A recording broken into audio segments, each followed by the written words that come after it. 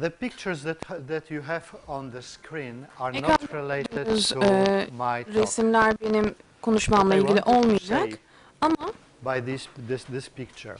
Bu fotoğrafla ilgili bir şey söylemek istiyorum. Bu İstanbul'da bazı sanatçılar var ve farklı sanatların ustaları var.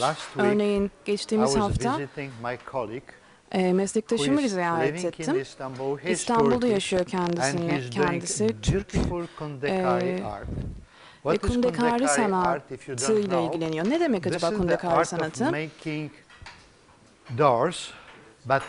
Kapı yapımı ile ilgili ama oymacılıkla yapılmıyor bu kapılar. Farklı parçaların bir araya getirilmesiyle oluyor. Ekranda gördüğünüz bu fotoğrafta tipik bir kundekari eserini görüyorsunuz. Bu farklı parçalar birbirinden ayrı, etraflarında çerçeve var ve bir araya getiriliyorlar. Özgün yapıda bir sanat dalı bu. İslami ülkelerde de bu sanat çok yaygın bir alan. Tunus'taydım. Buna benzer bir örnek gördüm.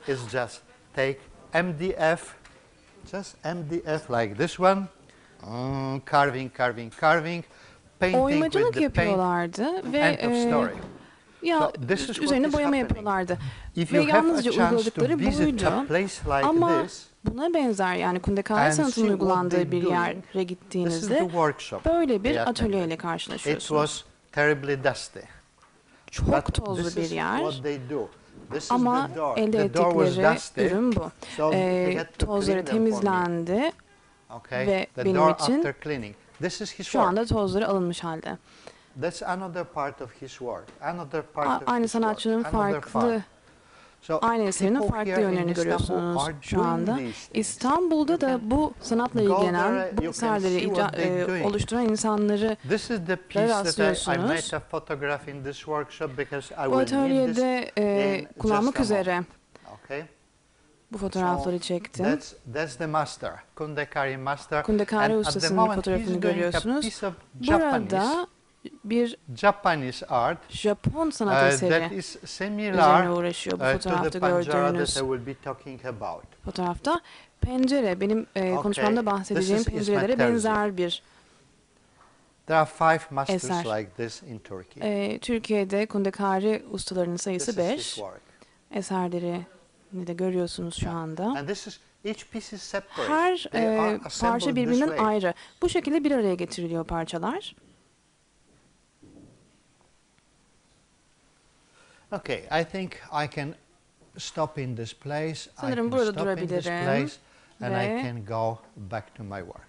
Kendi çalışmalarıma dönebilirim. There will be two parts in İki parçadan oluşacak, kısımdan oluşacak konuşmam. Ağırlıklı olarak oturacağım. Aslında hiç hoşlanmıyorum oturmaktan. Etrafta dolanarak konuşmaktan seviyorum ama konuşmaktan hoşlanıyorum ama bu daha uygun olacak. İlk kısımda anlatacaklarım şu an aramızda olan bir arkadaşımızın sorduğu soruya bir cevap olacak. Nasıl çalıştığımı, ne tür araçlar kullandığımı sordu kendisi. Ben de açıklıyor olacağım hangi araçları kullandığımı bu eserleri ortaya koymak için. Elle çizim yapmıyorum. Neden? Çünkü vaktim yok. I am the editor at the moment. You see, I retired. 3 years ago, I retired. 3 yıl önce emekli oldum ben. I retired deliberately. I dropped my job kasti olarak istediğim için. Çünkü hoşlandığım, zevk aldığım şeyleri yapmak üzere emekli olmak istedim. Polonya'da matematik öğretmenlerinin bir projesine katıldım. Ama biraz akıllıca bir seçim olmadı bu çünkü çok fazla iş yükü vardı. Her ay bu akademik yayın için 10 sayfalık bir makale yazmamız gerekti. Ama bunun için çok fazla vaktim olmadı. Bu nedenle bilgisayar kullanıyorum. Kendim elle çizim yapmıyorum.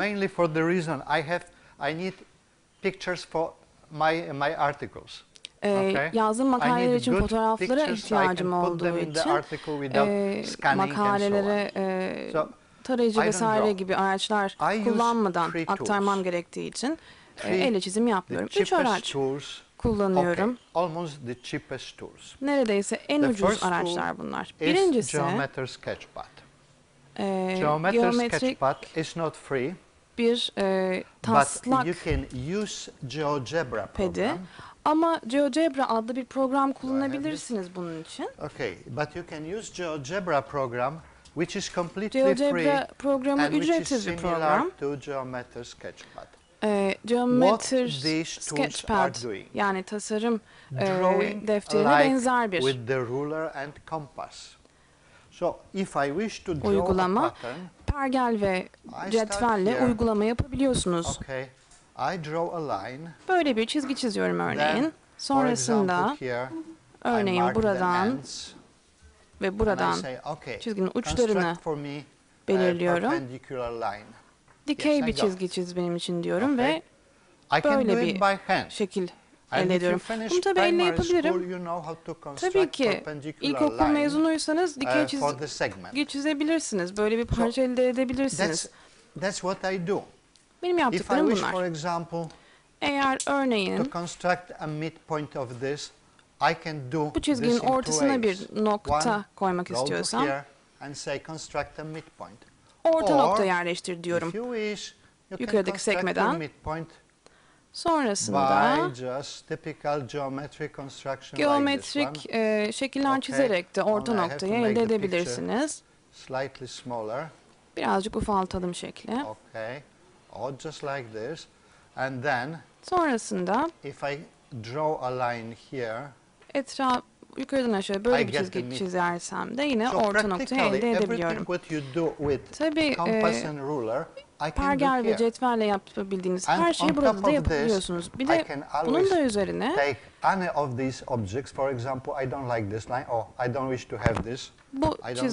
bu çizgiden hoşlanmıyorum, bunları istemiyorum dediğim zaman seçtikten sonra silebiliyorum. Bir de böyle bir faydası var programın. Bunu çok kolay yapabiliyorsunuz. Önemli olan da şu, bir hata yaptığınız zaman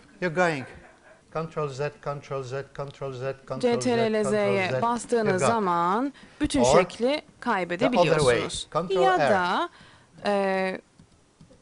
hepsini geri alabiliyorsunuz yine bir tuşla. Yani yaptığınız her şeyi takip edebiliyorsunuz, geriye alabiliyorsunuz, yeniden getirebiliyorsunuz. Şimdi bir üçgen yapalım örneğin. İlk parçam bu. Ondan sonra 2 daire çiziyor olacağım bu şekilde. Sonrasında da bu noktadan başlayarak buradaki kesişime geliyorum. Sonrasında 2 tane çizgi çiziyorum böyle. Ardından da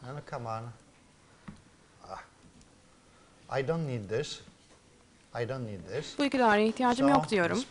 Sonrasında çemberleri kaldırıp üçgeni elde ediyorum. Şimdi bu yazıyı da kaldıralım. Araçlar kısmına geliyorum.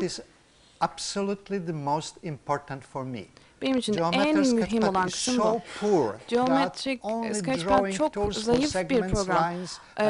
O yüzden bu programı kullanarak yeni bir araç kullan diyorum. Bu üçgeni seçtim önce. Yeni bir araç yaratmak ne demek? Şimdi bakalım.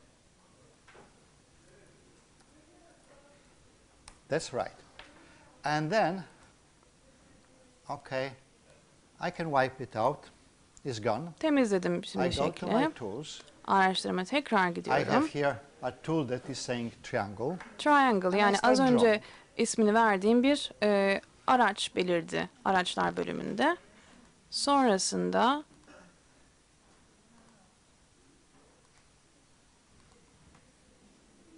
So I don't need to play with this, okay? Bunlarla I can oynamak create durumunda really değilim. complicated objects Çok karmaşık nesneler as my yaratabilirim tools. This is really araçlarımla saving time. birlikte. Bu gerçekten çok zaman kazandıran bir Look how this is uygulama. related to this what you're doing with the paper. Kağıtta yaptığınızla nasıl yaptığınızla arasında nasıl bir fark var? Şöyle düşünelim. Yine sildim. Kendi yarattığım araçlara bakalım. Okay. I created a tool like this. Böyle bir aracım varmış. I can use it again. Tekrar bir tane daha I yapabilirim. can use it again. Bir tane daha. And again, again. Okay, this is wrong really. But I can put it like this. Okay. Böylelikle farklı şekilde tekrar edebilirim. Kağıtta çiziyor olsaydınız ne yapardınız? Bir Aydınger kağıdı alıyorsunuz. İlk önce bir parçasını çiziyorsunuz. Ondan sonra Aydınger kağıdıyla kopyalıyorsunuz. That's my pattern. Şimdi benim desenim burası diyelim. Sonrasında Aydınger kağıdı yerleştirip çiziyorum. Tamam, sonra bir tane başka bir yere götürüyorum. Ondan sonra arka yüzünü çevirip üzerine yerleştiriyorum. Desenim burada, öteki tarafı ise boş. Öteki tarafını yerleştirip tekrar aynı şeklin üzerinden geçiyorum. Bu sefer elimde iki desen oluyor. So this way I can quickly populate the page with my pattern that I created. You don't need really to draw all these thousands of lines. Yani bütün bu binlerce çizgiyi çizmenize gerek yok. Tek Jean-Marc was showing us the triangle. Okay. Parçayı çizdiğiniz zaman yeterli olacak. Jean-Marc bize üçgeni göstermişti örneğin. Üçgen çizdiğiniz zaman desende Aydınger kağıdı ile birlikte bütün çizgilerin üzerinden geçip tekrar edebilirsiniz, kopyalayabilirsiniz. Benim de yaptığım şey bir araç oluşturuyorum. Ondan sonra desenimi tekrar üretebiliyorum. Mesela buraya bakalım. Okay, I will switch. That's my first tool. Benim ilk aracım bu. Sketchpad. Geometrik Sketchpad kullanarak yaptım. GeoGebra, the name for GeoGebra is here. GeoGebra'yı da görüyorsunuz şu anda. Just remember, this is GeoGebra. GeoGebra, when they were producing GeoGebra, they were copying Geometrik Sketchpad. Üretenler Geometrik Sketchpad'i aslında Geometrik Sketchpad'i kopyalamışlardı. If you are concerned about the graphics, there are two points that are important. İki önemli husus var sizin için. Birincisi, şöyle düşünün, bitmap ve vektör grafikleri arasında bir fark var. Bu ikisi farklı grafikler. Burada gördüğünüz orijinal olarak aslında böyle gözüküyor. Ama yakınlaştığınızda ne görüyorsunuz? Okay. When you start zooming into this, böyle yakınlaşıyorsunuz. You see the picture is created out of pixels. That's a pixel. Fotoğrafın piksellerden oluştuğunu görüyorsunuz. Bitmap grafikleri bu piksellerden oluşuyor tamamen. Çok ufak tabii bu parçacıklar, çok sayıdalar. Sanki bunun bir çizgi olduğunu düşünüyorsunuz yaklaştırdığınız zaman. Bunlar çizgi değil, bunların hepsi piksel aslında. Neden bu programa ihtiyacım var? Benim yaptığım işle ne alakası var bu programın? Fotoğraflarla çalıştığınız zaman aslında çok da fazla alanınız olmuyor her zaman. Just in front, not the photograph is up just in front of your eyes, then you don't have distortion. Normally the photograph is but like this one. Fotoğraflar genelde buna benziyor aslında. In Paintshop, I have a tool for correcting perspective.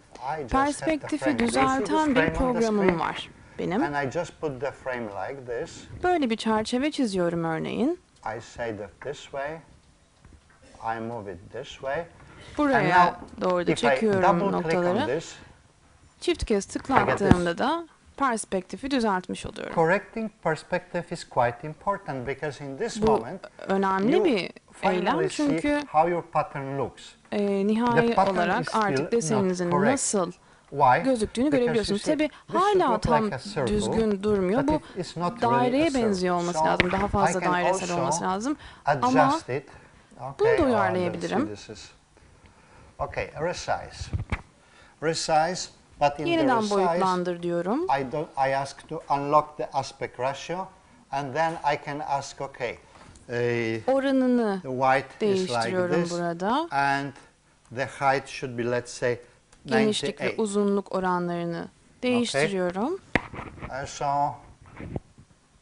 pattern is like this. Sonra da desen karşıma böyle çıkıyor. Until I will get this what I really want.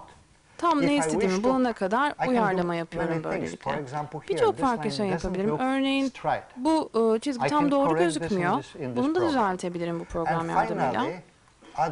Sonra da at the end of the day I need a photograph for my paper. Makalem için bir fotoğrafa ihtiyacım olduğu için ne yapıyorum? Etrafına çerçeve çizerek görüntü kes sekmelerine geçiyorum ve sonrasında nihai olarak elde ettiğim ürün bu. Benim tam da ihtiyacım olan şey bu imge, bu görüntü. Fotoğraflar çalıştığınız zaman böyle bir programa ihtiyacınız olacak. Fotoğraf çektiğimiz zaman tabii epey kötü çıkabiliyor, yani doğru açıyı, doğru pozisyonu, doğru ışığı seçemiyor olabiliyoruz ama burada ne yapıyorsunuz? Diyelim ki ışık tam istediğiniz gibi değil, bunu düzeltebilirsiniz. Sizce sağdaki soldakinden daha mı iyi? Evet. Bazı yerlerde daha iyi, bazı yerlerde çok da iyi gibi gözükmüyor. Was the cheapest option for me. Benim için en ucuz seçenek buydu bu programda. Perspektifi düzeltmek için bu programı kullanıyorsunuz. Ana amacımız buydu. Cutting pieces and improving quality. This is really all. Çıkar ve aynı zamanda niteliğinin kalitesini artırma eylemleri de gerçekleştirebiliyorsunuz programda. Şimdi indirelim pencereyi. Sonrasında kullandığım son parçadan bahsediyor olacağım. This is the program that I use for making, let's say, final adjustments. Nihai uyarlamaları bu programda yapıyorum. Şimdi normalde diyelim ki böyle bir imgeniz var. Geometride çizim yaptığınızda buna benzer şekiller elde ediyorsunuz. Burada birçok farklı sekme var. Yaklaştırabiliyorum örneğin. Herhangi bir bölüme gelerek yaklaştırabiliyorum görüntüyü. Şimdi burada bir fark çıkıyor karşımıza. Bir önceki programda bitmap kullanılıyordu. Bu Vector Graphic adlı bir program. Burada ne yapabiliyorum? Buraya kadar yaklaşabiliyorum ve hala dümdüz bir çizgim çıkıyor karşıma. Burada piksel görmüyorsunuz. İstediğiniz kadar yaklaşabilirsiniz ve piksel çıkmıyor karşınıza. Bu bizim için çok önemli. You can really be sure that you produce something with the quality that is ready for publishing. Yayına hazır bir kalitede parçalarınız olması lazım elinizde. Farklı özellikleri de var bu programın. Hepsini kullanmıyorum gerçi. Örneğin mesela farklı sekmeleri kullanarak genişletebilirim. Buna benzer 3 boyut özelliği katabilirim. Facebook sayfamda desenleri mi görebilirsiniz? Hepsi bu şekilde elde ettiğim desenler. Özel araçlar kullanarak yapıyorum. Bu programları kullanarak. Çok da özel değil. Yani bilgisayar grafikleri konusunda uzman olmak zorunda değilsiniz. Yapabilirsiniz bunları. Renk değiştirebilirsiniz örneğin. Güzel gözüküyor mu? Renklerle de oynayabiliyorum bu şekilde. Çizgilerin renklerini değiştirebilirim. I can make the pattern like this. That's up to you. Okay? Hepsi sizin tercihinize kalmış. And look how much of work you are saving, how much time you Ne are saving. kadar zaman kazandığınızı bir düşünün. At the end of the day, tabii nihai olarak bu size çok tatmin vermeyecek. Ama bunun çıktısını alabilirsiniz. Elinizde de bir kaynak olmuş olacak. Sizin de hayal gücünüze yardımcı olacak. Benim kullandığım 3 araç bu. Bunun dışında herhangi başka bir araç kullanmıyorum. Pahalı programlar kullanmıyorum. En ucuzu buydu. Vector Graphics program. En ucuzu Vector Graphics programı. Çok hoş bir program. Birçok farklı şey yapabiliyorsunuz. Çok basit kullanımı. Let's put it down. Şimdi bu pencereyi de indirelim. And let's go back to my topic. Konumuza gelelim. GeoGebra'yı kullanıyorum. Paintshop Pro. Paintshop Pro'yu da kullanıyorum.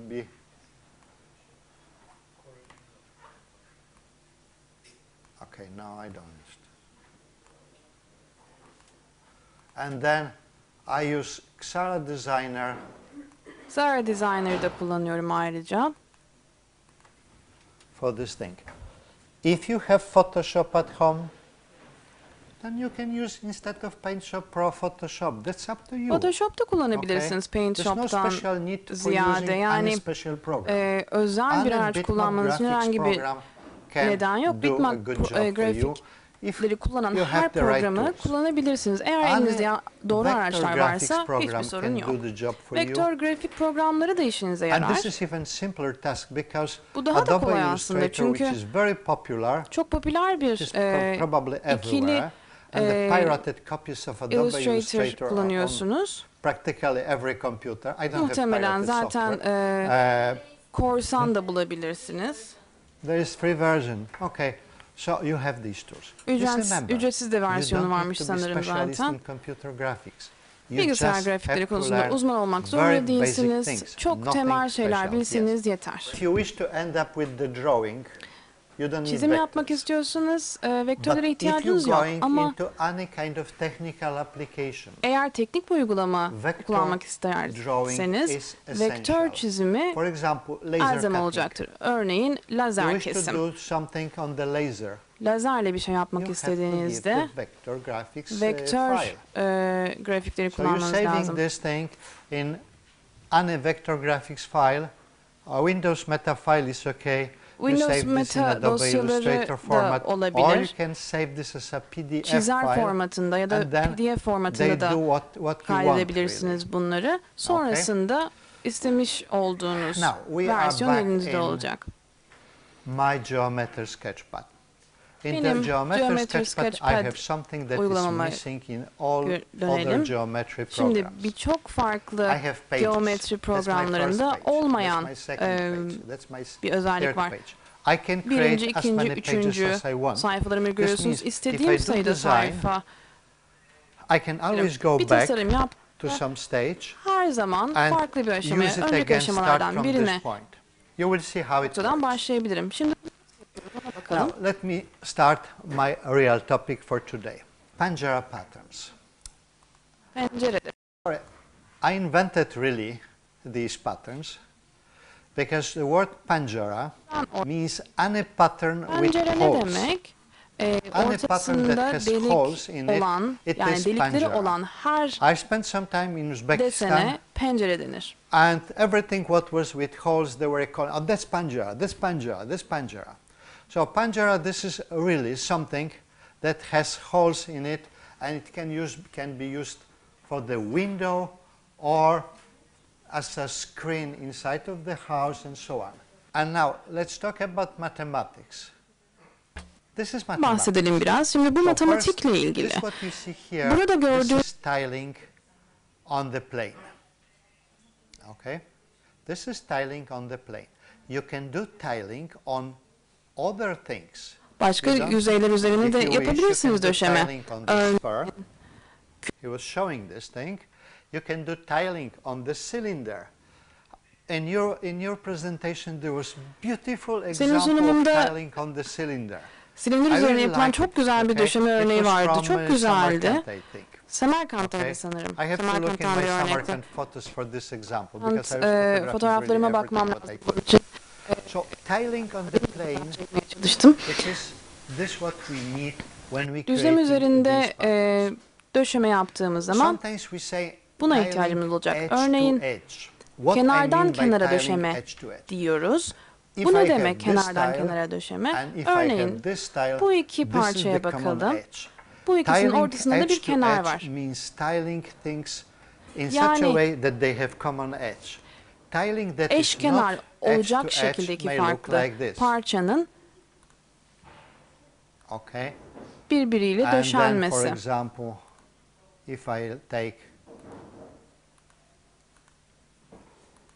This is not tiling edge to edge. Bu tabi eşkenar değil çünkü gördüğünüz üzere yarıya kadar uzanıyor yalnızca. Bu tabi kenarın tamamı değil. Üçgenin kenarı aşağıya kadar uzanıyor. O yüzden bu kenardan kenara bir döşeme örneği değil. Kenardan kenara şöyle olabiliyor. Örneğin bu ikisi, bu ikisiyle bu ikisi. Herhangi bir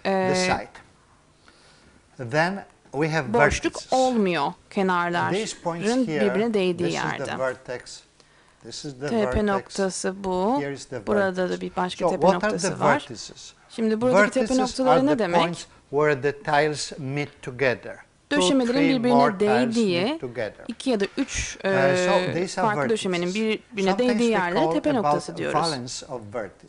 Şimdi bir de aynı zamanda birleşme değeri diye bir terim var. 6 farklı döşeme parçası bir araya geldiği için buna 6 birleşme değeri olan bir döşeme diyoruz. Burada da 5 tane nokta birleşiyor. Bunun da birleşme değeri 5. Burada kaç farklı döşeme parçanız var? 4. Bunların da değeri 4. Sayısal bir değer, önemli bir değer çünkü birleşme değeriyle birlikte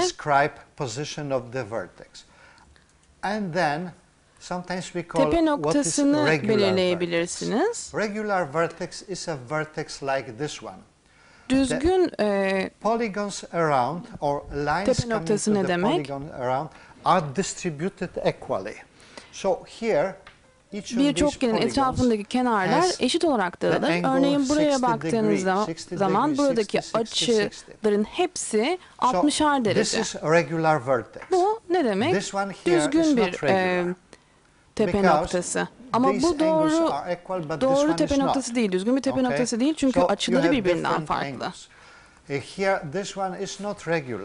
Yine bu da düzgün değil ama bu tepe noktasına baktığınız zaman bütün uçların birbirine eşit olduğunu görüyorsunuz. Sometimes we talk about patch generated by vertex and a circle. Bir tepe noktası ve dairenin ortaya çıkardığı bir şekilden bahsediyoruz. Buna da bir yama gibi diyebiliriz. Bu ne demek? Bir tepe noktası ve bir çemberin oluşturduğu, bunun içinde kalan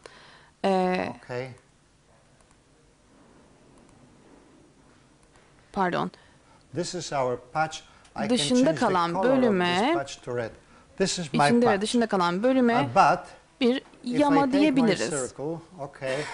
Ama az önce çizdiğim çemberi bir de eklediğim zaman farklı bir yamam olacak elimde. 1, 2, 3, 4. Çemberin boyutuna göre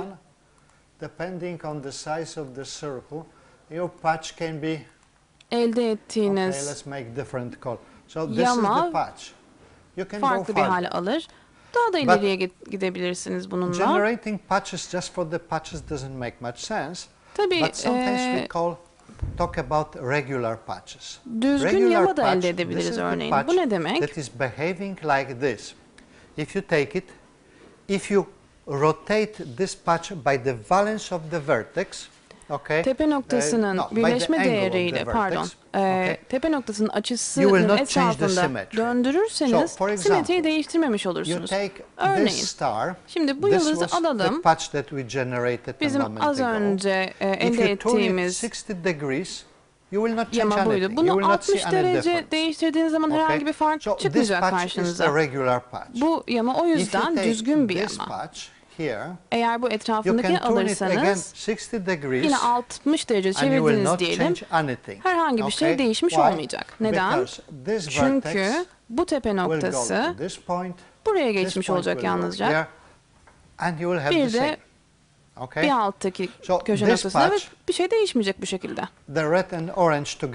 Burada kırmızı ve turuncu bölümler düzgün yamalar.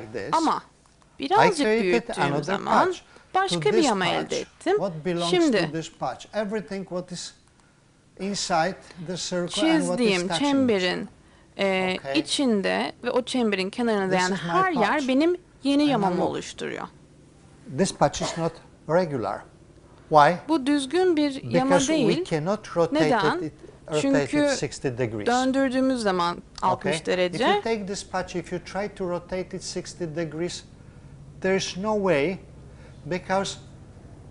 Bunu çok da yapamıyor olacaksınız çünkü farklı bir yere değecek bu sefer ve resminiz bambaşka bir hal alacak. 90 derece çevirebilirsiniz. Ama belki 90 derece bile değil, yani 90 derece bile çeviremezsiniz. Çünkü öyle olduğunda tepe noktaları değişecek.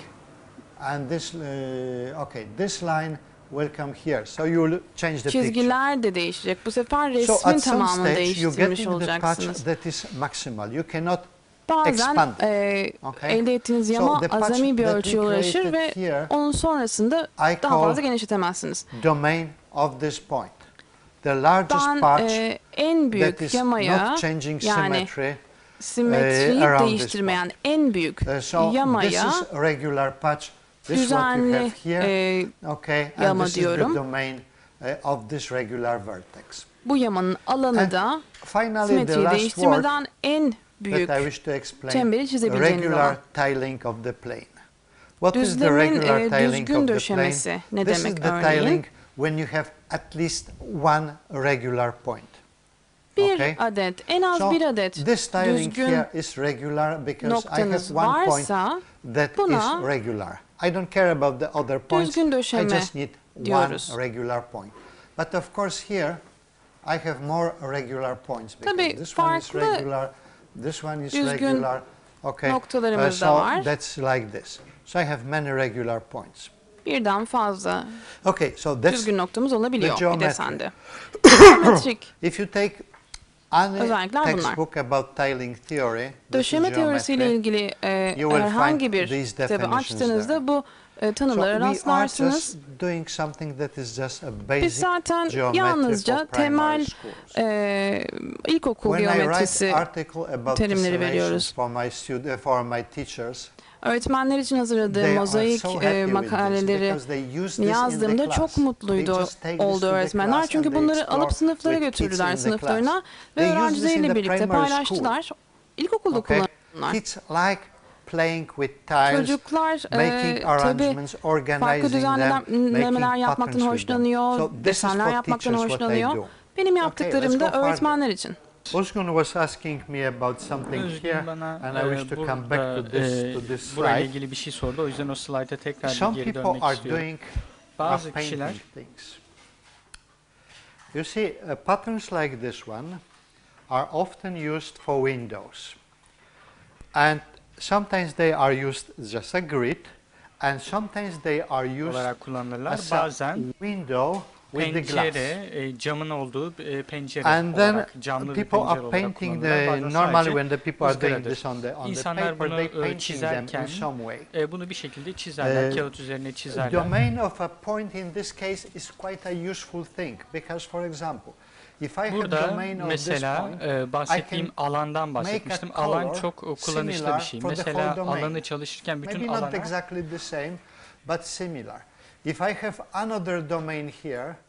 bir başka alan varsa mesela onu da bu şekilde belirleyebilirim.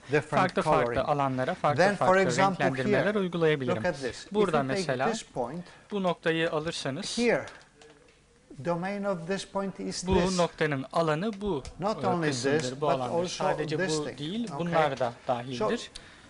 Dolayısıyla bu size farklı renklendirme versiyonları için seçenek sunar. Renklendirmede renklendirme yani komple bir hikayedir, geniş bir hikayedir. Facebook'ta mesela insanlar işte yanlış renkler kullanıyorsunuz diye şikayette bulunurlar ama ne demektir yanlış renk? Çünkü bazı insanlar renklerin tamamen gördüğü yerdeki rengin aynısı olmasını, mesela İspanya'da gördüğü onun aynısı olmasını ister. Ama Fas'a gidin mesela aynı desen ya da benzer deseni bambaşka renklerle görmeniz mümkün. O daha da kötü. Diyelim bir yerde bir desen var. Bu desene 20 sene sonra bir daha bakıyorsunuz. Renk değişmiş oluyor. Neden değişmiş? Çünkü pigmentler tabii ki kimyasal olarak zaman içerisinde çözünüyorlar. Renkleri açılıyor, renkleri kaçıyor. İstanbul'a gittiğinizde mesela İstanbul'da mesela camilere baktığınızda pastel renkler görebiliyorsunuz, tozlu renkler görebiliyorsunuz. Hep şu soru sorulur. Bunlar orijinal rengi mi? Belki de orijinal rengi. Belki başta daha güçlü bir renk vardı orada.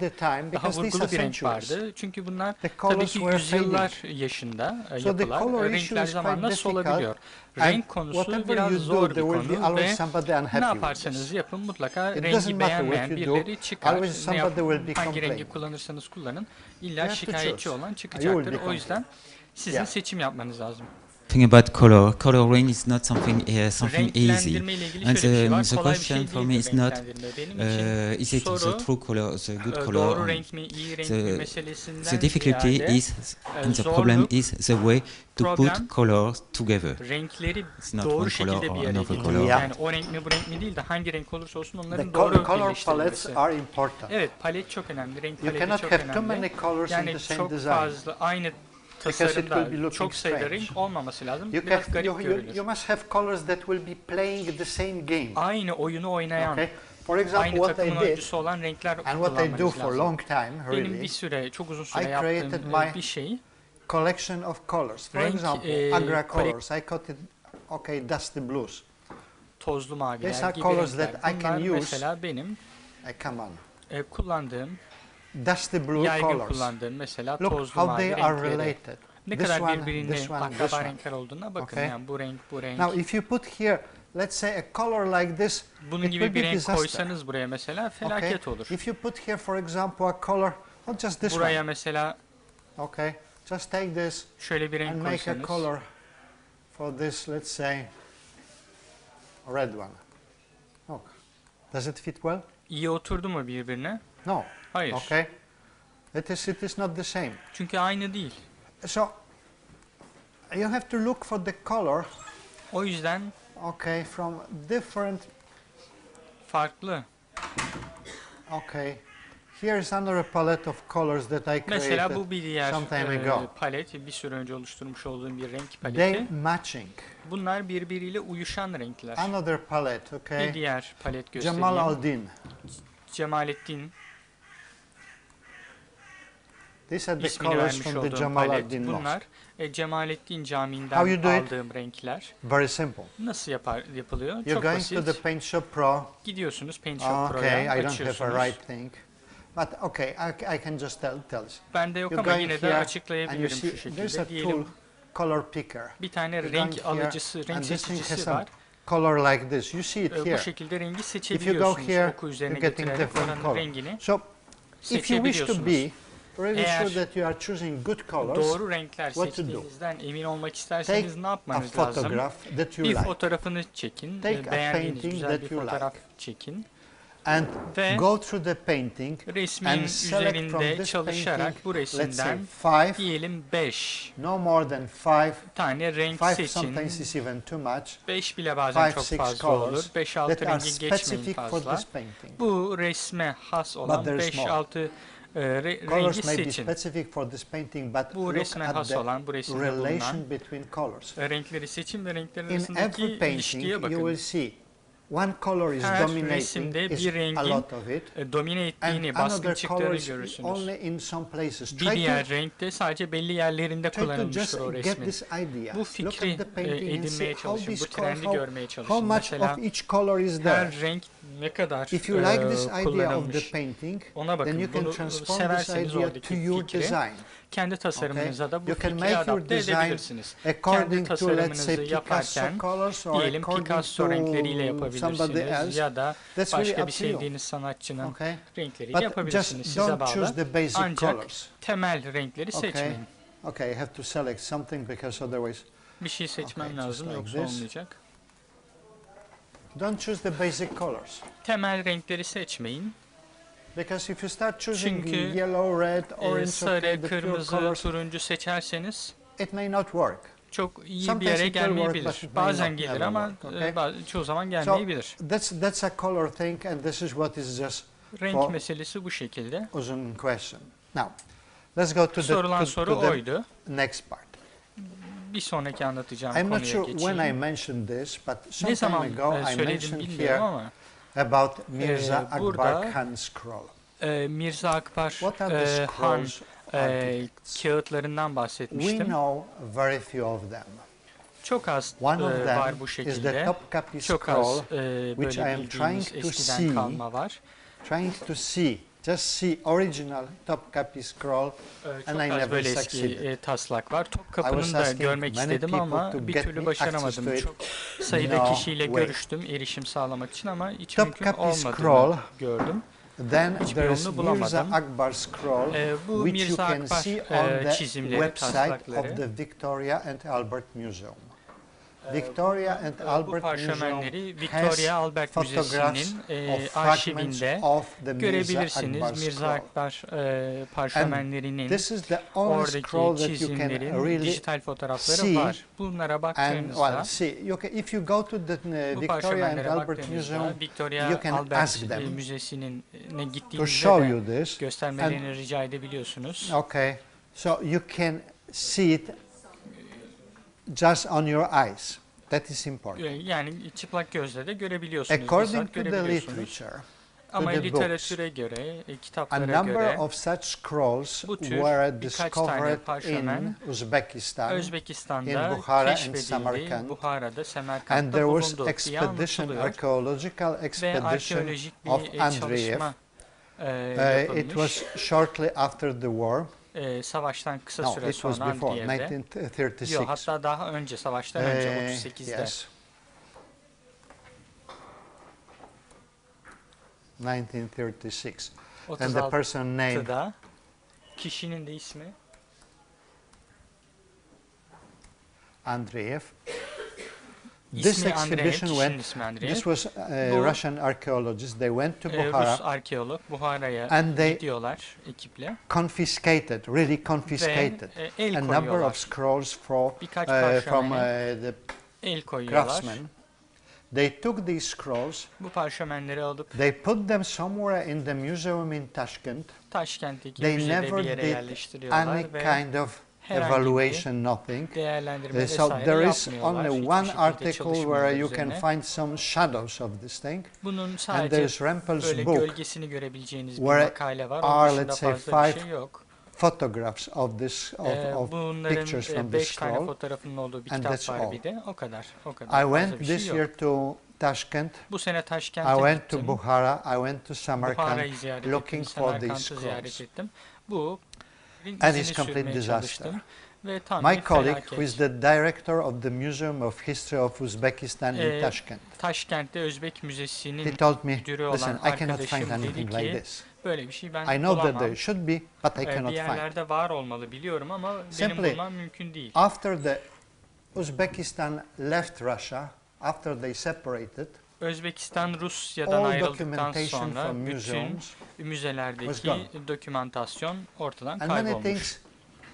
Or disappeared, or they are somewhere on the shelf and nobody really knows where they are. Bekliyor. Kimse nerede olduğunu So tam this is the olarak whole bilmiyor. story. Hikaye bu This şekilde. means that scrolls from Uzbekistan may be somewhere in private hands. They may be somewhere in the museum, still on the shelf, waiting when somebody will discover them again. The only thing that we have are the scrolls that are in the Victoria Albert Museum. This is what you can see and investigate. Parşömenler, onları görmek, Why these scrolls are üzerine important? çalışmak mümkün. Neden Because bu these scrolls parşömenler are building our knowledge çünkü bunlar how the bizim patterns were created. desenlerin This is nasıl our oluşturulduğuna knowledge. dair Look at bilgimizi this. oluşturuyor. This is one of the Bilgimiz simple bu şekilde. patterns. Mesela bu basit What we have temel here desenlerden we bir have 4 tanesi. squares. 4 tane kare var They gördüğünüz gibi. needed really this part to construct the whole pattern. Nothing else. Bu lazımdı. This part was enough. Desenin tamamının Here you oluşturulması have için bu also yeterli something olurdu. that was Burada enough da bir for şey var. another pattern. Bu da başka bir desen Here, için what tek you başına see yeterli here, olabilirdi. it is Burada gördüğünüz fragment şey de bir parça. that is enough for the pattern. Bu They parça don't da need tek başına a bir desen thousand of lines oluşturmaya and circles. yeterli They olabilirdi. need something Binlerce like daireye, this. çizgiye If you ihtiyaçları are able yoktu. to Böyle bir şey construct yeterli this thing, olabilirdi. you Bunu got the whole pattern. oluşturduysanız desenin else. tamamını oluşturabilirsiniz. Let's look Başka at bir şeye this. ihtiyacınız That's kalmaz. another thing. Okay, I have to just Bir throw diğer out şeye Andreev. bakalım. Andreev'i bir şöyle That's kenara another alayım. thing. What you have here? You have here Burada ne var? one Burada fragment. bir parça var Okay, yine. that's a separate picture. Farklı bir Scroll of resim bu. architects were usually very long. Normalde And there was parşömenler, picture, mimarların picture, kullandığı picture, picture. parşömenler It uzun was olurdu scrolled ve yan out. yana resim, The same like ve many böyle other books from kıvrılarak this açılıp period of kapatılırdı. time. Yani o zamanlarda So kitaplar bile öyleydi this is aslında. what you really need O yüzden for ihtiyacınız olan şey aslında reconstructing bu. the whole pattern. Nothing Bütün else. Here is desen için another thing. ihtiyacınız olan Here tek is parça bu. another. Ya da bu If you parça know ya da how bu to parça. construct this, Bunu your pattern yapmayı is ready. biliyorsanız tamam deseniniz hazır. Buradan Here is something. götürülebilir. Okay, I just have to move this out. Bunu da Okay, kenara alayım. here is another fragment. What you have here, you have three or five. That's one Bu da design. bir diğer You need tasarım. only this. Sadece bu Nothing yeterli olur else. tek başına. Başka And hiçbir out şey of this you can olmasa create your bile pattern. bunun Or üzerinden this is another deseninizi pattern. oluşturabilirsiniz. Bu da Starting bir from diğer here. desen. Just take, Buradan draw the line, mesela buradan çizgi Draw çekip the bu line. kısmı alsanız, buradan bir Draw çizgi the line çekseniz, here. buradan bir çizgi, and this what you have in the buradan bir middle. çizgi. This is what you need Bu to make your ortadaki pattern. kısım yeterli olur size Nothing deseninizi else. oluşturmak için. Başka How? bir şey I will show you just olmasa in bile a moment. olur. Nasıl olur? Here- Göstereceğim size birazdan. The artist put the whole thing. Burada sanatçı Okay, bir şey bir araya this is a getirmiş. bigger unit than this one, Bu but you bundan can daha do it büyük bir birim. any way you want. Okay. Ama istediğiniz şekilde Just yapmanız remember, mümkün. in Sadece the şunu past, hatırlayın. Geçmişte They never created the whole patterns. They always desenin created tamamını something small oluşturmazdı. and then Oluşturmazlardı. they Küçük bir şey repeated oluşturup it onu tekrar many, ede many ede times. ortaya bir şey çıkarırlardı. When I was in Uzbek, you need the previous one? Okay. When I was in Uzbekistan, Ben Özbekistan'dayken I was watching how these people are bu kişilerin nasıl making carvings. This is different thing, different story. oyma yaptığına bakardım. But in the woodworking workshop, Atölyelerde yani There was ahşap atölyelerinde on the wall a number of duvarda papers just hanging. birkaç kağıt olur. Asılı duran And the kağıt. carver was just Ve carving a oyma big işini door, yapan a kişi big panel. büyük He was bir looking mesela at the wall panel, and he büyük was saying, bir okay, kapı oyuyor. I like this one. Duvara It bakar, will der ki fit tamam perfectly şunu here. sevdim, o He buraya was iyi taking oturur this der, from the alır wall. o kağıdı. He was putting on the wood, Onu işte and this ahşabın pattern üzerine had koyuyor. holes. Ve It was like this, delikler the var pattern, o desende. and there were Bunun gibi holes ama along the üzerinde line. delikler var, So he çizgiler took the üzerinde. pattern, he put it Alıyor on deseni benim the wood. gözlemlediklerimde He took ahşabın something üzerine that was yerleştiriyor. with the black dust, I think it was coal. Siyah bir toz alıyor sanıyorum. Pattern was kömür. going out, Onu alıp böyle and the picture vuruyor. was there. And then Çıkartıyor sonra he drawing kağıdı ve this resim line and üzerine he started geçmiş oluyor. carving. Üzerine This is çizgiler how çizip he did this. oymaya başlıyor. Genelde bu They şekilde didn't even yapıyor. construct this. He had just a pattern ready from the past, Hazırda from his bulunuyor father, desen, from his geçmişten grandfather. yani dedesinden and so on. babasından kalma desen In hazır fact, bulunup why we have these scrolls, how some of these scrolls came to our times. Bunları nasıl elde ettik? Bunlar nasıl bizim zamanımıza geldi? Çünkü onlar aile içerisinde nesilden nesile aktarıldı. Bought from his wife. When he died, bunlar his wife mesela sold it. Bu kişinin parşömenleri karısından satın we know alınmış. that these patterns were standing in the families satmış for many generations. And each generation was adding something nesiller to this. boyunca tutuluyor ve her nesil Okay, let's go further because otherwise I will never start the proper topic. Neyse ben konuya geri döneyim yoksa I wish to show you bitiremeyeceğim konuyu. how the patterns were created. Just a few examples. Bunun birkaç örneğini sizinle So paylaşmak let istiyorum. me to go to my thing and okay. Let's start from here. Buradan başlayalım. This was the first pattern. You remember Bu this ilk one? desen, hatırlayacağınız gibi az önceki parşömenin en soldaki.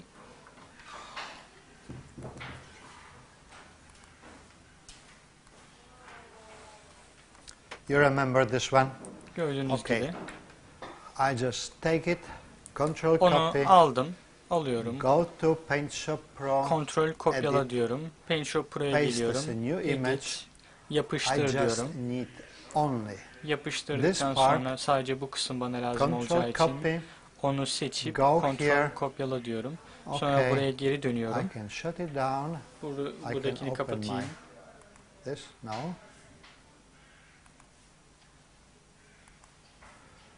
Edit, burada paste picture. Edit, yapıştır diyorum. This is how normally I work. Normalde bu I şekilde put the picture so I can resmi follow it, ki and then I look at the takip picture. edebileyim. What I have here? I have square. Resme bakıyorum. Ne var bu So resimde? I create my square. I have my square ready because sometimes I needed a square, so I created a tool for making a square.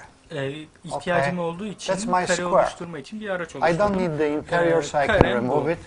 İçeri ihtiyacım yok. And then I have these lines. Fine, I can make them. Bu çizgiler var. Tamam, sorun değil, zor değil. Onları da çizebilirim. Bir tane böyle çizdim, bir tane böyle çizdim. Çizgileri de atmış oldum. Now I think, what is this? This point is here, and this is center of the side.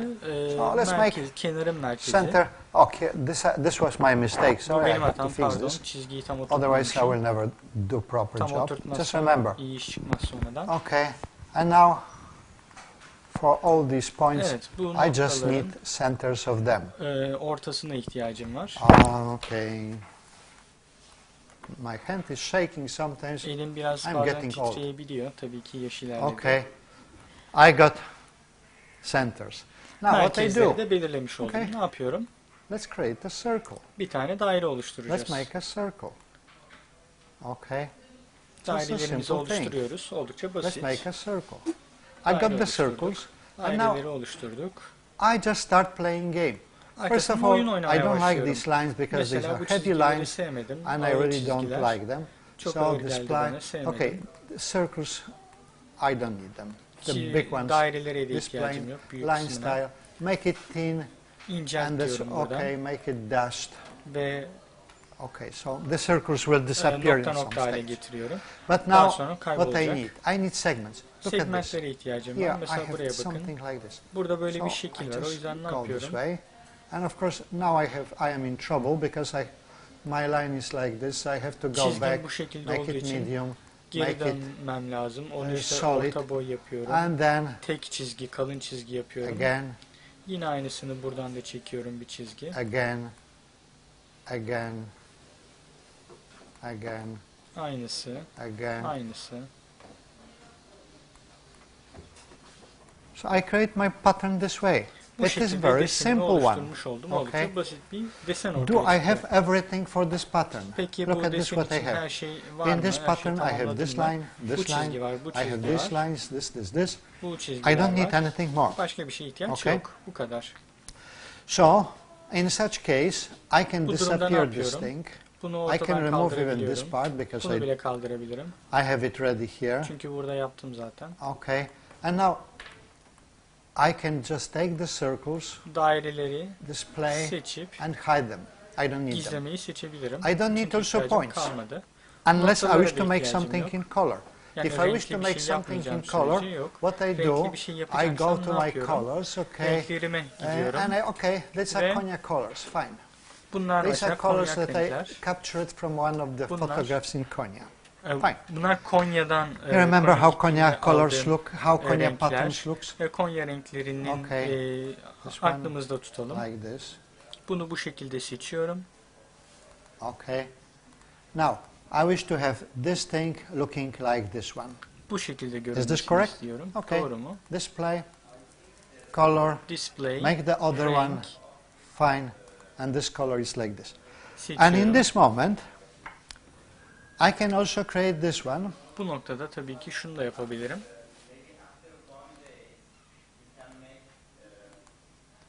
I can. Do I need this one? No. In this moment, this color is exactly the same one. I can just click double on this point, and I can say, okay, now, I need one more.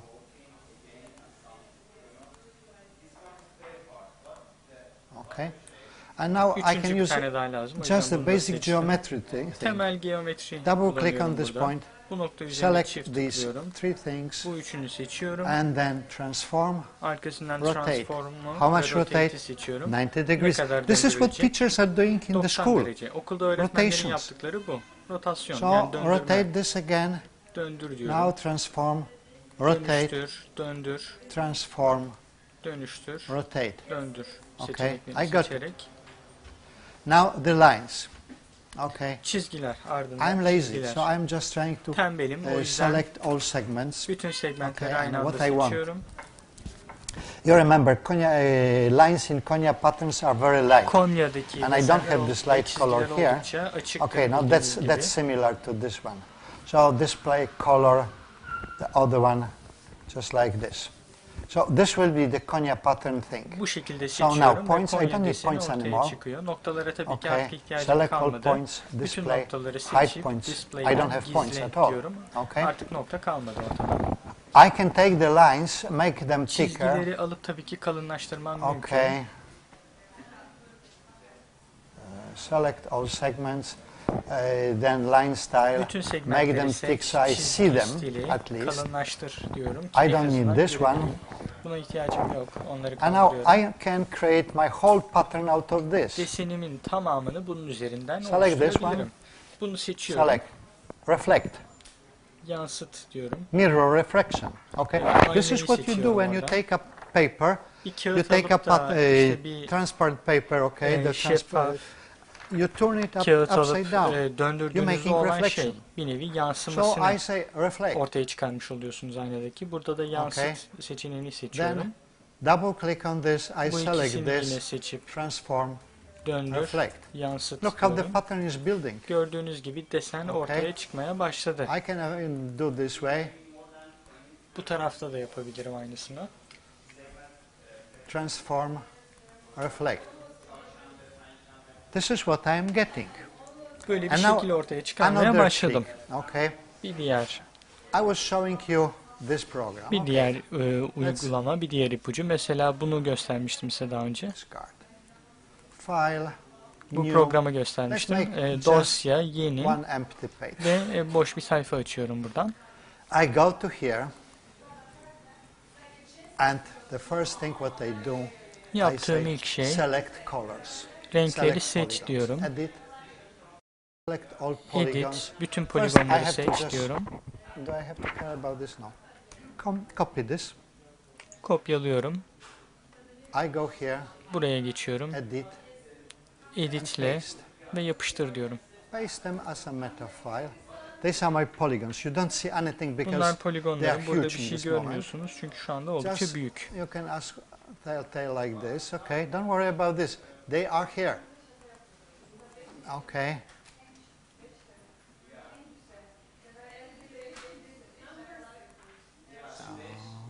Okay, just okay. Edit. Select all. Hepsini seç diyorum. Okay. Now I'm going back to this thing. Buna geri dönüyorum. And I'm just selecting only the lines. Sadece çizgileri seçiyorum bu kez. Select all segments. Bütün segmentleri Copy the seç. segments. Segmentleri kopyala. Go to here. Buraya geçiyorum. Edit. Paste the Yapıştır segments. diyorum. Segmentleri Okay. yapıştır diyorum. This is what I get. Evet, böyle bir şey Okay. ortaya çıkmış oluyor. I have two separate layers. If İki my ayrı polygons are colored, yüzey var burada. İki ayrı then yüzey. there will be different colors, okay? But I didn't bother to Farklı make renkler different de colors olabilir. for them. Ancak So farklı this renk is this. yapmakla uğraşmadım. And just remember one thing. My lines are Benim each separate çizgilerim line. hepsi If you see birbirinden this thing, ayrı çizgiler. Mesela So bunu I can even buna change the bakarsanız. color of each O yüzden line her bir to something çizginin different. rengini de değiştirmem mümkün. Okay? If I wish to avoid this, I Bundan have to kaçınmak istersem go back, Ctrl Z, Ctrl Z, Ctrl Z, Ctrl Z. geri It is al, gone. geri alı tıklayarak, And the first Ctrl thing, Z tıklayarak ortadan edit. kaldırabilirim. Select all. Edit, hep Edit. tamamını seç ve yine düzenle. That's okay, just group it. Okay, it is grouped already, fine. Gruplandır diyecektim ama gruplandırılmış durumda Now, I zaten. put my lines, paste lines, Çizgilerimi koyuyorum arrange, tekrar. group them. Düzenle, grupla Okay. seçiyorum. So lines are not disappearing. Çizgiler And ortadan now I can kaybolmuyor. just make these things, I can just select everything. Edit, Her şeyi tamamını select seçebilirim. all, arrange, and alignment, just to make central and central apply. Merkezi Okay.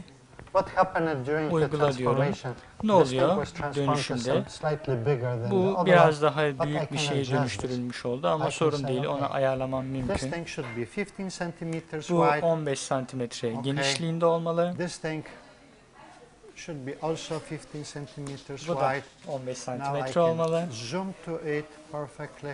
And this is how my pattern looks. Zoom Okay. yapabilirim. Now Bu şekilde something is still görünüyor. wrong. Desenim güzel. Şurada hafif Sometimes bir you have kayma to adjust kalmış. things like this. That's my pattern after just the first movement to this İlk program.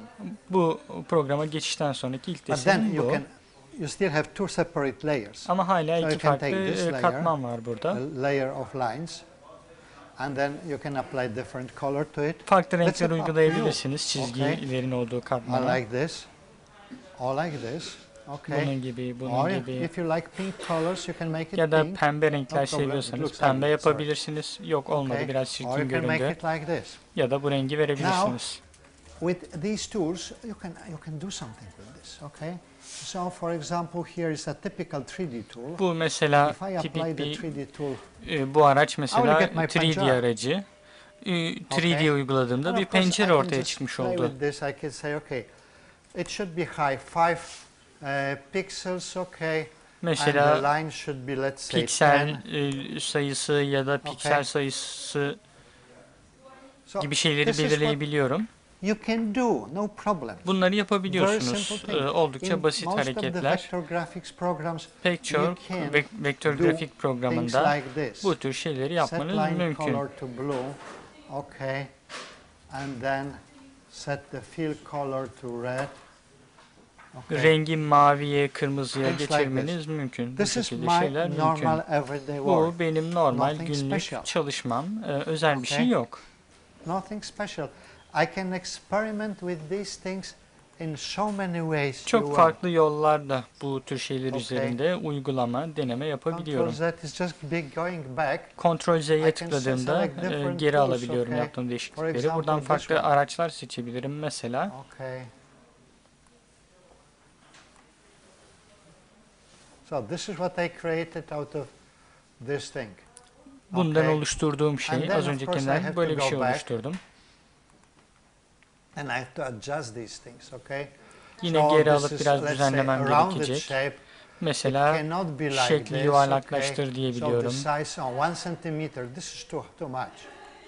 Okay, so I can make it this way.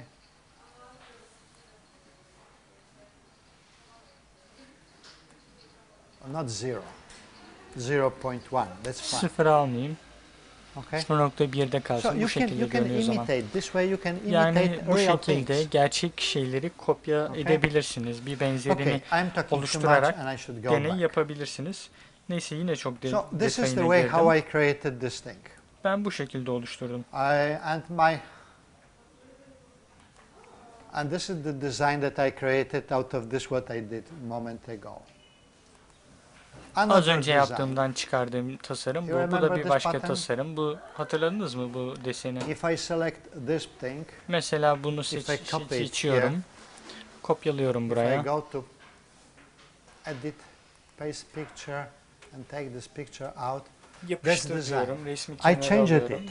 Aynı If you look what I did here, you can see what I did. First, I divided this angle into 4 equal parts. This angle into 4 equal parts, 4 equal and 4 equal. I found the midpoints, I joined them together. And now, when I got this division, I got this division, I got this point. Bu ayrımı yaptığımda bu so noktayı this way, elde ettim. what I can do, bu sayede I can take a circle from here mesela buradan daire alabiliyorum. To this point, and I will get the remaining points. I don't wish to bother about them anymore. Diğer noktaları seçebiliyorum. So I have this. Kullanmak istemiyorum onları tekrar. O yüzden böyle so bir şey I have ediyorum. this nice octagon in the middle. Ortada I have these lines ready. Güzel şekil var. It came just from the octagon. These things are just parts of the division of the angle into 4 equal parts. Açıların 4'e bölünmesinin and what I did, I didn't like this thing. Bunu da sevmedim. Buradaki kısmını I didn't like really this thing. So I added here o yüzden buraya ben de segment bir ek just to segment ekledim. This thing. Ki bunu what I got this way, I got the pattern bu şekilde with very nice kites. Elde ettim. These are very nice kites. What is a kite? Kite is an object like this one. Bu tür bir obje elde etmiş oldum. Bunlar 4 kenarlı objeler. İki tarafı eşit, bir de diğer iki tarafı eşit. Uçurtma gibi düşünün. Çocukların oynadığı uçurtma gibi. Böyle bir uçurtma şekli elde etmiş oldum. Arkasından bu uçurtma üzerinden bir desen elde edebiliyorum. Bu benim desenim. Böyle bir şey ortaya çıktı. Oldukça basit, çok oynama gerektirmeden bunun üzerinden bu şekilde bir tasarım ortaya koyabiliyorum. Eğer beğenmediysen, bunu beğenmediysen, yeteri kadar komplike gelmediyse mesela bana, yapabileceğim şey, uçurtmaları yine yeni uçurtmalarla doldurabilirim. Okay, let me to stay with this one. Bunun üzerinden devam edeyim. The black one are the kites that I got. Buradaki siyahlar elde ettiğim uçurtmalar. But you can take each of these kites. Bunların her birini alıp make new kites. How to do it? Yeni uçurtmalar elde edebilirsiniz. Nasıl yapılır bu? You draw a segment. You draw another segment, and then I just have to make a kite. İki tane segment çizip bu şekilde. My kite will be like this. Birleştirerek bir uçurtma elde ettik. Bu kısmı alıyorum This is my kite. Ve yansıtıyorum. Bu şekilde elde etmiş oluyorum. Okay. I can create my kites two ways. One way by taking this point, İki şekilde oluşturabilirim. Bu noktayı alıp böyle bir daire koyup yine buradan bir başka daire koyabilirim. Burada elde edeceğim şey bu nokta olur. I get this point and I get this point. So in this one, this side and this side are equal. Bu alan ve bu alan eşit. Doğru If this side and this side are eğer bu alan ve bu alan eşitse, I can find somewhere a point that will build my kites. I only have to uçurtmamı yapacağım bir nokta bulabilirim. Sadece daireleri kaldırıyorum. Now I have these points. Okay, make bu noktalar var. Point style, make them large and make büyütüyorum, them red so I can kırmızı see yapıyorum daha iyi görebilmek için. And now, how to divide this angle into parts? Nasıl bunu ikiye bölüyorum, iki eşit parçaya bölüyorum? Draw the segment like this. Böyle bir segment çiziyorum. Find the midpoint on this. Orta noktasını buluyorum, çizgiyi çiziyorum. Through the midpoint. Find this point. Bu noktayı buluyorum. And now remove all this. You don't need this anymore. Bunu kaldırıyorum ihtiyacım kalmadığı için. Hide. And look what I got.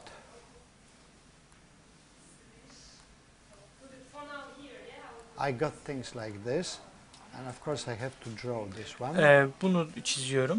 I have to hide this thing because this was just to help me. So this is how I could divide one kite bu şekilde bir uçurtmayı 3 uçurtmaya bölmüş oldum. Eğer düzgün yapıldıysa, yani yazılımda oynadığım sürece bu tür şeyler elde ediyorum. Yazılım bana bu şekilde bir görüntü vermiş oldu. Bu uçurtma, yani büyük siyah kenarlı uçurtma daha küçük uçurtmalara tam bu şekilde bölünmüş oldu. Aynı şekilde, aynı metotla bölünmüş oldu. Tamamen aynı metodu uyguladım. Okay, let's scrub this now. Bunu da şimdilik kaldıralım. Let's move it up. Now, let's copy this thing. Okay. Kopyalıyorum bunu. Paste. I need this one. And let's remove this thing. I don't need this one. Bunu kaldırıyorum. I don't need these points. Bu noktalara da ihtiyacım yok. Onları da kaldırıyorum. Okay. I'm starting again. I have my big kite. Ve baştan başlıyorum. Create kites in it.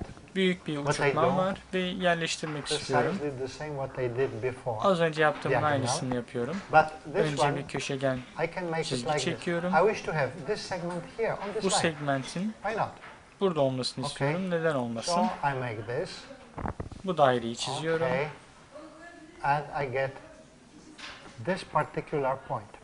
Bu noktayı elde etmiş oluyorum.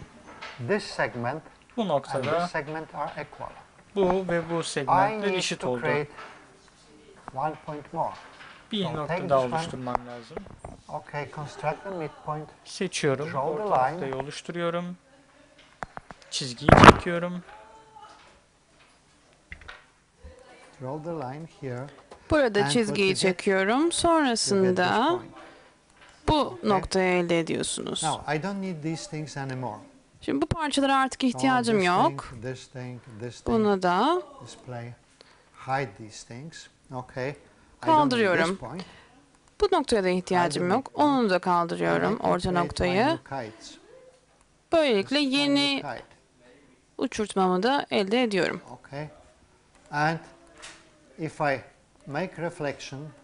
Yansıtma, yani bir ayna yansıması gibi bir etki vermek için de İki uçurtma elde ediyorum. Şimdi bir önceki uçurtmayla bunun arasındaki farkı bir bakın. Birincide uçurtma içe doğru yönelmişti. Yani orta noktaya doğru bakıyordu. Okay, just the line, make it red. So this kite is pointing here. This one aşağıdakinde ise dışına doğru yöneliyor. Dışa doğru bakıyor. Şimdi bunların ikisi birbirinden farklı işlemler. Böylelikle nasıl bir şans elde ediyorsunuz? Büyük bir uçurtmayı küçültebiliyorsunuz. Bunu tekrar edebilirsiniz. Bu desene baktığınızda örneğin bunun nasıl yapıldığına bakıyorsunuz. Bir önceki örnekteki siyah deseni aldım. Sonrasında uçurtma tekniğini uyguladım. İçe doğru yönelen uçurtmayı aldım örneğin. Sonrasında da buraya bakalım örneğin. Buradaki uçurtmalar dışa doğru bakıyor. Gördüğünüz gibi dışa doğru yöneliyor. Uçurtma uygulaması size böyle bir örnek yaratma imkanı veriyor.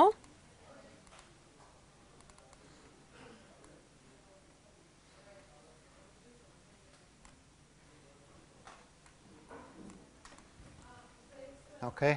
After applying the kiting operation, you got something new. Yeni bir desen elde etmiş oluyorsunuz. Tabii buna benzer başka bir desen yok dünyada. Bence yok. take just lines, no colors at least. Herhangi bir renk koymadan yalnızca çizgiler kullanarak bir grafik programına koyabilirsiniz. Sonrasında da uçurtma uygulamasıyla birlikte bunu elde edebilirsiniz. Şimdi içerideki uçurtma bu.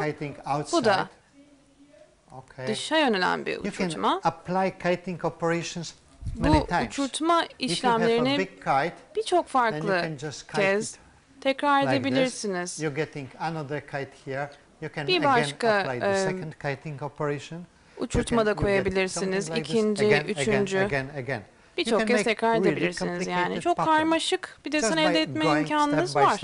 Adım adım gitseniz yeterli.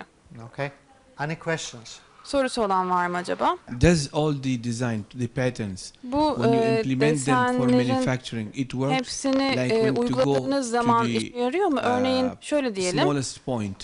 En ufak noktaya kenara uyguladığınız zaman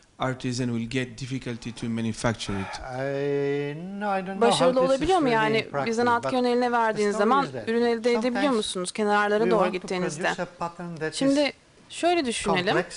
Bazen karmaşık bir desen elde etmek istiyoruz ama yani daha önce başka bir yerde bulunan bir şeyi tekrar etmek istemiyorsunuz. Ne yapıyorsunuz? Basit bir desen alıp yeni bir şey üretmeye çalışıyorsunuz.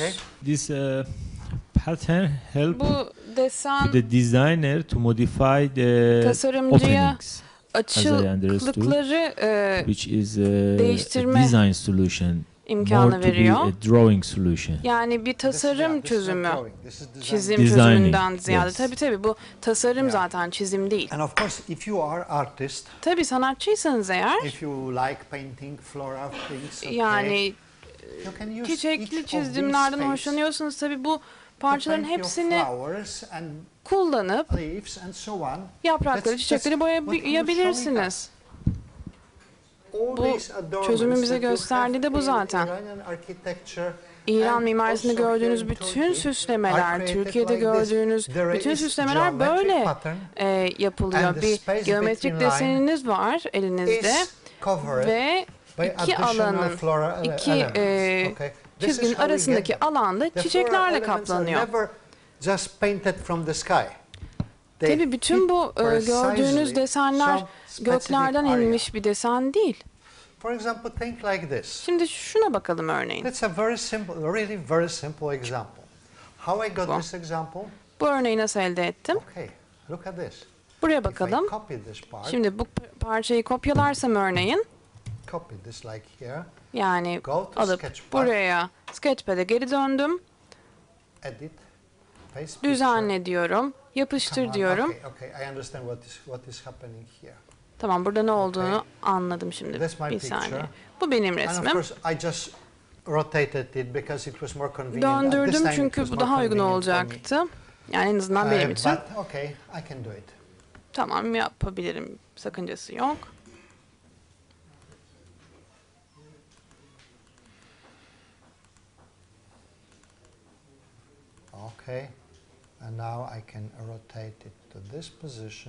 Bu konuma döndürebilirim. Aşağı yukarı böyle bir şey elde ediyoruz. Bu noktaya ihtiyacım yok. Şimdi buna bakalım. Buna benzer bir şey gördüğünüzde büyük bir desen elde etmeniz için yeterli. Çok hoş bir desen elde edebilirsiniz. Şimdi bunu görüyorsunuz. Sonra ne diyorsunuz? Bu açıyı kaç alana bölmem lazım? Burada 3 parçaya bölmüşüm açıyı ama aslında 6 parçaya bölünmüş altına baktığınız zaman. O yüzden ben de 6'ya böldüm. Şimdi bunu deneyerek yapmanız gerekiyor. Bu iki noktayı ortadaki noktayla birleştirdiğimde muhtemelen böyle bir şey elde ediyorum. Ama bu benim tahminim. Çok da emin olamayacağım. Orijinalinde acaba böyle mi yapıldı bilemiyorum. Benim tahminim bu yönde yalnızca. Ama bunu elde ettiğimde tabii temelde olan her şeyi çözmüş olabiliyorum. Desenin bir parçası burada. Bunu elde ettiğim zaman çizgiler çizerek gerisini takip edebilirim. Oh no, I don't like this. Copy this picture and let's go to the second page. İkinci sayfaya gidelim. Okay. Look. Şimdi buraya bakın. My next thing. Bir sonraki desenim. Şimdi bu dairem. Bu nokta nerede? Bakalım. Bu sivri nokta nerede? Şimdi benim tahminim şu. Bence dairenin ortasında. Emin olamayacağım hiçbir zaman ama bence muhtemelen burada. O yüzden karenin ortası noktasını seçiyorum. Sonrasında bu noktadan iki tane dikey çizgi çekiyorum ve bu iki noktayı elde ediyorum. Bunlar tabi kesişim noktaları gördüğünüz gibi. Bunu elde ettikten sonra iki tane daire çiziyorum. Burada görmüş olduğunuz iki daireyi yani. Bir buraya. İkincisi de buraya.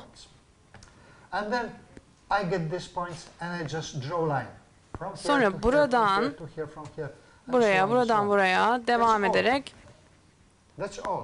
çizgiler çiziyorum. Yaptığımız şey bu. Bu çemberler çok yararlı çünkü böylelikle deseninizi noktanın etrafında dağıtabiliyorsunuz. Mesela bu örnekte benim desenim bu nokta etrafında dağıldı. Geri kalanı da tahmine bağlı tabi. Şimdi burada da ek bir çizginiz var ama birazcık anlaşılması güç. Buradan alıp buraya doğru birleştirdiğim bir çember çizdim. Doğru mu yanlış mı hiçbir zaman bilemeyeceğim. Bu yalnızca tahminim benim. Ama bana öyle doğru gözüküyor. Sonra bu renkleri ekledim. Bu da yine benim tercihime kalmış. İstediğim kadar da tekrar edebiliyorum. Tekrar üretebiliyorum. Yalnızca bir parçayı ele alıyorum. İlk köşem buydu. Bu köşeden başlayıp yani bu kısımdan başlayıp alıyorum. Bunların da etrafını gördüğümüz hepsi ilk parçanın ayna yansımaları. Hepsinin yansımalarından oluşuyor. Özel başka hiçbir şey yok.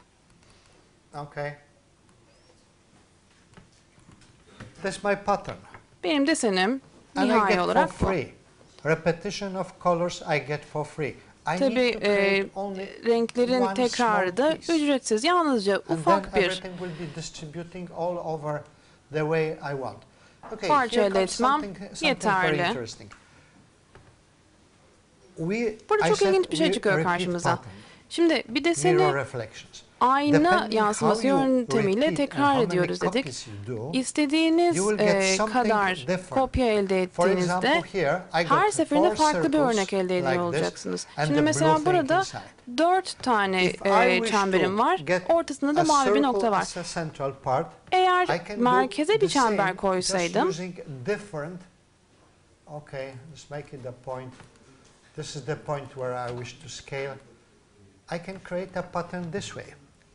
böyle bir desen elde etmiş oluyorsunuz. Şablon aynı.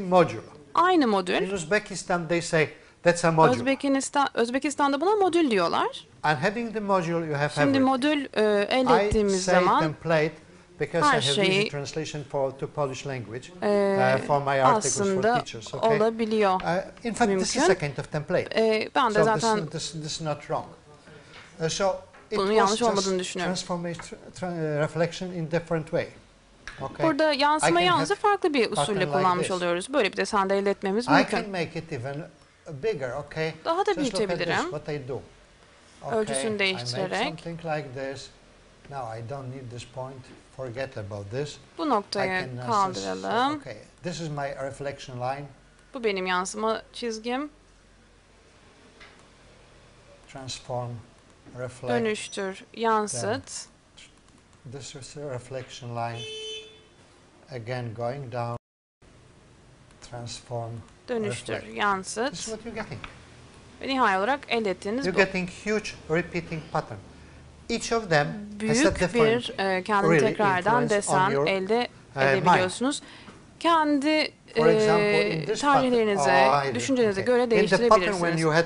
Şimdi merkeze çemberi koyduğunuz zaman orta noktaya odaklanıyorsunuz. Bunda ise gözünüz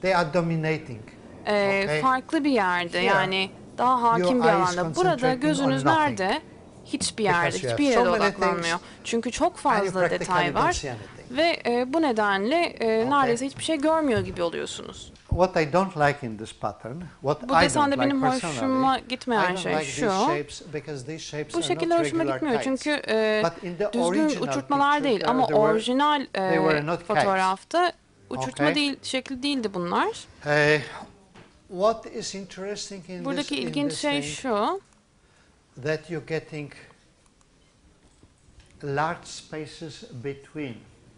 desendeki parçalar arasında büyük boşluklarınız olabiliyor.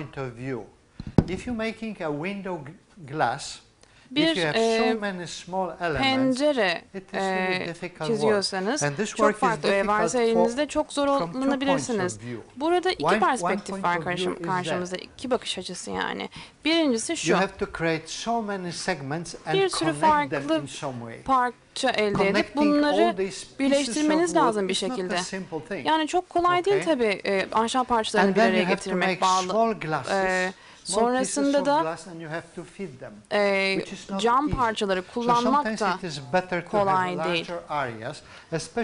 Bazen o yüzden noktanın etrafında büyük alanlar yaratmak daha kolay olacak sizin için. Yani çünkü küçük parçaları yerleştirmek çok çok zor. Parça sayınız azaldığında da tabii binaya daha fazla ışık almış olursunuz. Panjara desenlerinin büyük kısmı çok büyük, çok uzun ahşap parçaları kullanıyor. Neden? Çünkü gerçekte daha kuvvetli. Başka bir malzeme kullandığınızda yapınız kuvvetli oluyor. Örneğin,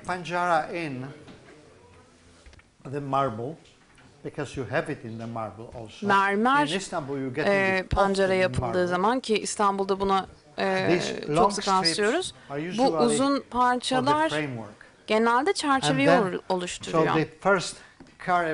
İlk önce küçük bir parça alıp sonra içine oyuyorlar.